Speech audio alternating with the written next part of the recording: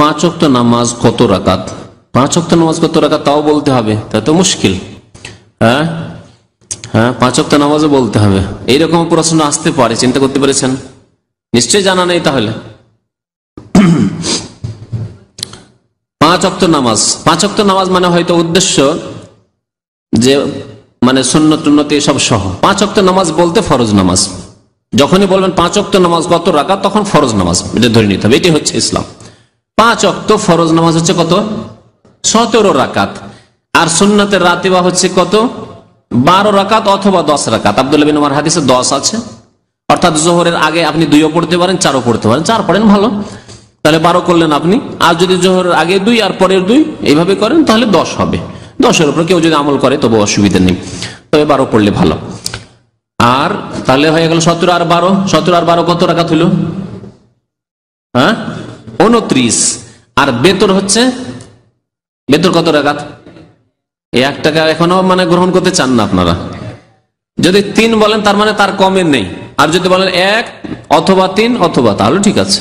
সুন্নত এইভাবে বলবেন, কারণ নবী সাল্লাল্লাহু আলাইহি ওয়াসাল্লাম বহু সময়, একবার দুইবার না, আওতারা বিওয়াহিদা, আওতারা বিওয়াহিদা, আওতারা বিওয়াহিদা, বহু হাদিস আছে। তাহলে এই উপেক্ষা করা শুধু এই জন্য যে কোন এক মাযহাবে এক কোন নামাজ নাই সেই জন্য না, মোটেই ঠিক না। নবী করিম সাল্লাল্লাহু আলাইহি ওয়াসাল্লামের হাদিস আছে। তাহলে সর্বনিম্নটা বলবো আর উপরটা বলে দেবো যে সর্বনিম্ন বেতর হচ্ছে 1 রাকাত। আর বেতর মানে বেজল, সুতরাং 2 চলবে না, 1 অথবা 3 অথবা 5 অথবা 7 অথবা 9, অথবা 11 অথবা 13, অসুবিধা নেই।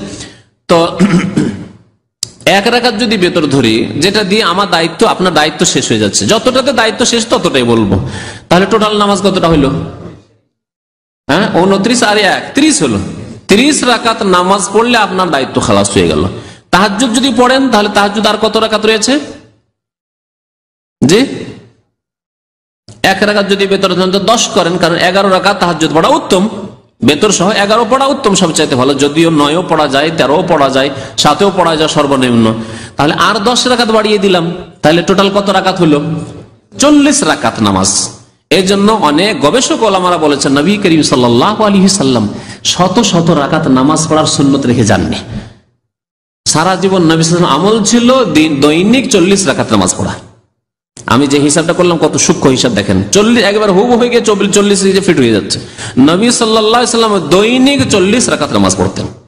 খুব সহজ হিসাব।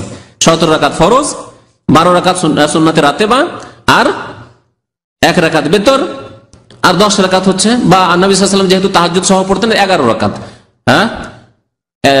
17 আর 12 হয়ে গেল, আর 11, তাহলে 40 হলো। এই 40 রাকাত নামাজ নবী করিম সাল্লাল্লাহু আলাইহি ওয়াসাল্লাম পড়তেন। আর কখনো কখনো নবী করিম সাল্লাল্লাহু আলাইহি ওয়াসাল্লাম দুহার নামাজ পড়েছেন, সব সময় নয়, এগুলি অতিরিক্ত। জি, ইশরাক পড়েছেন, অতিরিক্ত এগুলি।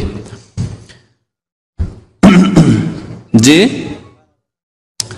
আর বুজুর্গানের দিনের নামে কে নাকি 1 রাতে 1000 রাকাত, কে 300, কে 500, কে 700, এগুলি তো নবী সাল্লাল্লাহু আলাইহি ওয়াসাল্লামের আদর্শ নয়, এত সংখ্যা নামাজ পড়া। সুতরাং এগুলি বেশি কিসসা কাহিনী বয়ান করা আর শোনা, এগুলি কোনো ভালো কাজ নয়। কারণ নবী করিম সাল্লাল্লাহু আলাইহি ওয়াসাল্লাম চাইতে বড় আদর্শ ব্যক্তি আর পৃথিবীতে না কেউ ছিল না হবে। নবী করিম সাল্লাল্লাহু আলাইহি ওয়াসাল্লাম আপনার জন্য যথেষ্ট। একজন মানুষ যদি তাহাজ্জুদ পড়তে পারে, এর চাইতে বড় নফল ইবাদত আর কিছু নেই।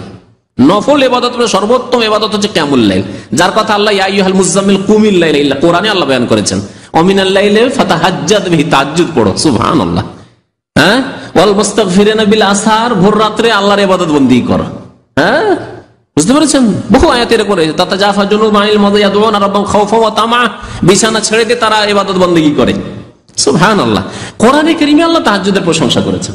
যদি নফলি পড়তে হয় তাহাজ্জুদ যথেষ্ট আপনার জন্য, যা নবী করিম সাল্লাল্লাহু আলাইহি ওয়াসাল্লাম নিয়মিত পড়তেন ফরজ নামাজের মতো, যথেষ্ট। সংখ্যা বাড়াবেন, এই অমুক অমুক অমুক বুজুর্গ 100 পড়েছেন, অমুক বুজুর্গ 200, 300, 500 পড়েছেন, এসব করার দরকার নেই।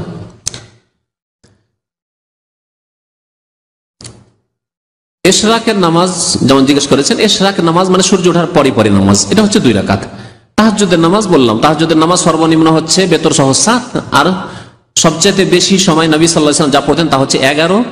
8 পড়ার পরে 3 পড়ে 11 পড়েন, অথবা 10 পড়ে 1 করে 11 করেন। আর কখনো কখনো 13 পড়েছেন, যা রয়েছে হাদিসে। 11-এর উপর আমল করে সবচেয়ে ভালো।